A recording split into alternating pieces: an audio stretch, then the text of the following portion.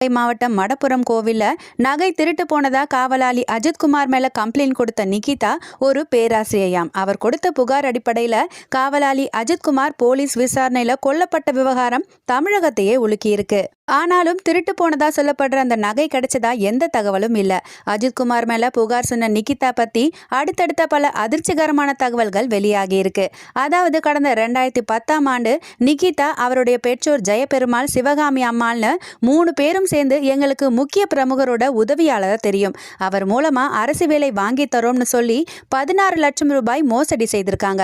வேலை வாங்கி தராததால பணத்தை திருப்பி கேட்டவங்களுக்கு நிகிதா கொலை மிரட்டல் விடுத்ததா போலீஸ்ல அவர் மேல திருமங்கலம் காவல் நிலையத்துல புகார் இருக்கு. அதே மாதிரி செக்கனூரணி பக்கத்துல இருக்கிற தேங்கல்பட்டியை சேர்ந்தவருக்கும் அரசு கல்லூரியில பேராசிரியர் வேலை வாங்கி தரதா சொல்லி 25 லட்சம் ரூபாய் மோசடி செய்ததா நிகிதா மேல வழக்கு பதிவு செய்யப்பட்டிருக்கு. இப்படி பல பண மோசடி மற்றும்